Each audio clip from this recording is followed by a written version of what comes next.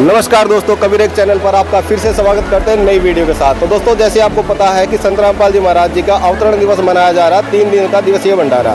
तो दोस्तों, जैसे कि आप देख पा रहे हैं, यहाँ पे बहुत सारे भगत बैठे हुए हैं, ज्ञान चर्चा चली हुई है और इसी दौरान हमारे साथ एक दर्शक जुड़ चुके हैं जो कि हरियाणा से है। नमस्कार जी।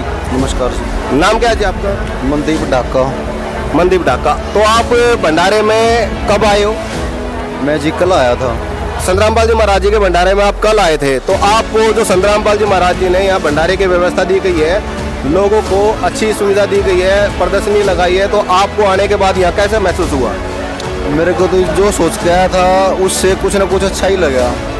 संत रामपाल जी महाराज जी के बारे में लोगों ने बुरा भला बताया है और कई अफवाहें भी संत रामपाल जी महाराज जी के बारे में फैला रखी है, जो कि लोगों के दिमाग में एक भ्रमणा बनी हुई है कि संत रामपाल जी महाराज एक अच्छे व्यक्ति नहीं है। क्या ये बिल्कुल ठीक है? इसके बारे में आप क्या कहना चाहेंगे? देखो, ऐसा है, यहाँ आने से पहले मेरे को भी ऐसा ही लग रहा था। मीडिया में कुछ और दिखाया जा रहा है, लेकिन जमीनी स्तर की जो हकीकत है वो कुछ और है। यहाँ पे आने के बाद मेरे को तो कुछ ऐसा लगा नहीं कि यहाँ पे कुछ गलत हो रहा है। सारे भगत जो हैं बहुत ही अच्छे प्रकार से व्यवहार कर रहे हैं, बहुत इज्जत से बात कर रहे हैं। एक से पूछो 10 लोग जवाब देने के लिए तैयार रहते हैं, बगैर हाथ जोड़े बात करे, सच्चाई बोले तो कोई बात ही नहीं करता। तो मुझे तो ऐसा नहीं लग रहा है कि ऐसा कुछ होगा जो इसके बारे में गलत मीडिया दिखा रही है। अच्छा, ये जितनी भी अफवाहें आपने सुनी हैं, तो आपको यहाँ पे आने के बाद पता लगा कि ये बिल्कुल झूठी है और बेबुनियाद अफवाहें हैं? सारी की सारी बिल्कुल, एक में भी कोई भी सच्चाई नहीं है, 1% भी।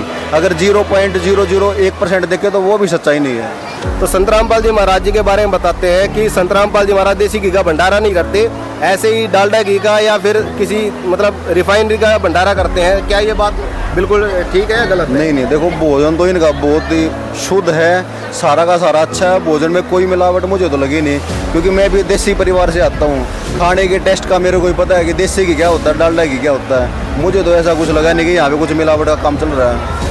अच्छा, तो संत रामपाल जी महाराज जी के बारे में लोगों ने एक अफवाह और फैला रखी थी कि एक भैंस जिसको प्रसाद दिया गया था वो क्रोधाश्रम में गई थी। ये बात कहाँ तक की सत्य है?